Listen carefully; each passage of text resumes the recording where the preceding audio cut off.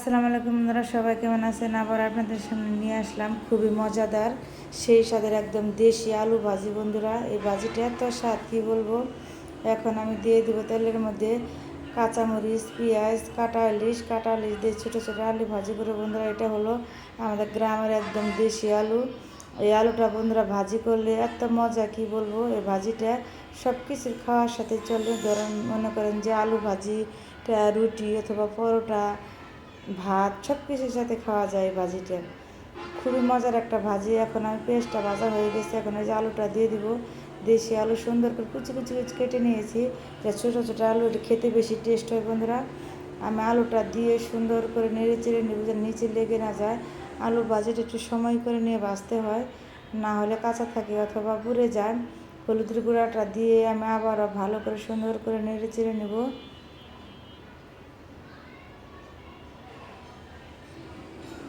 এখন আমি লবণটা দিয়ে আবার আমি সুন্দর করে নেড়ে চেড়ে নেব। বন্ধুরা, দেখো আলু ভাজিটা খুবই জাল, একদম আস্তে আস্তে দিয়ে তারপর আলুটা ভাজি করতে হয়। এখন আমি ঢাকনাতে ঢেকে রেখে দিব 5 মিনিটের জন্য, যেন একটু সিদ্ধ হয়। তারপর আমি ঢাকনাটা খুলে দেখবো যে বন্ধুরা আমার আলু ভাজিটা প্রায় হয়ে গেছে। এই আলু ভাজিটা দিয়ে বন্ধু ছোটো বড় সবাই খেতে খুবই পছন্দ করে।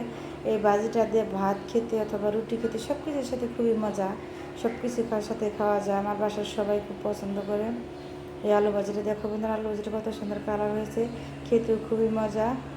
এখন আমি বন্ধুরা করবো ডাউল ভুনা। ডাউল ভুনাটা আমি সুন্দর করে ডাউলটা কচলে কচলে ধুয়ে নিয়েছি। দেখো কত সুন্দর চকচকা হয়েছে ডাউলটা। এখন আমি বন্ধুরা দিয়ে দিব পেঁয়াজ কুচি, তারপরে বন্ধুরা দিয়ে দিব আমি কাঁচামরিচ কুচি। বন্ধুরা, এটা আমি হাতে মাখায় ডাউলটা ভুনা করব। দিয়ে দিব আমি জিরা বাটা, দিয়ে দেবো আমি পেঁয়াজ বাটা,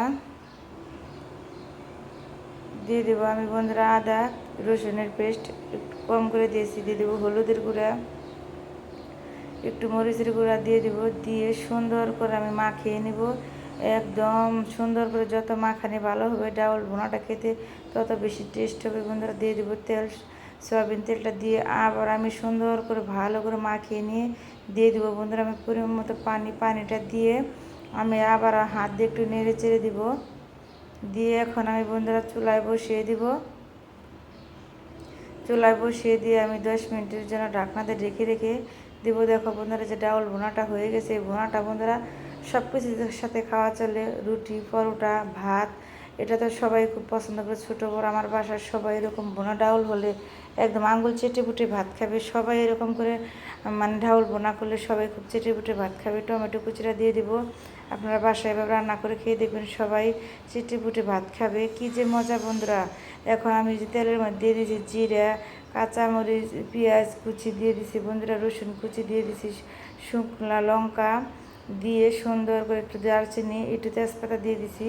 দিয়ে আমি সুন্দর করে কালার করে বাদামি কালার করে নিয়ে তারপরে আমি বন্ধুরা ডাউলটা বাগার দিয়ে দেবো। এটা ডাউলে বাগারই বেশি টেস্ট, বাগাটা যত ভালো হবে খেতে তত টেস্ট হবে। দেখো বন্ধুরা কী কালার হয়েছে, এটা খেতে যে বন্ধুরা কী মজা। তোমরা এভাবে খেয়ে দেখবে, সবাই খুবই পছন্দ করবে। ডাউলটা চেটে পুটে ভাত খাবে। বন্ধুরা, যদি তোমাদের কাছে রেসিপিটা ভালো লাগে তাহলে আমার পাশে থাকবে, লাইক কমেন্ট করে সাবস্ক্রাইব করবে। বন্ধুরা, তোমাদের জন্য শুভকামনা ও দোয়া রইল। সবার জন্য ভালোবাসা দোয়া করি, সবাই যেন আল্লাহ পাক ভালো রাখে, সুস্থ রাখে। আল্লাহ হাফেজ বন্ধুরা, সবাই ভালো থাকবেন।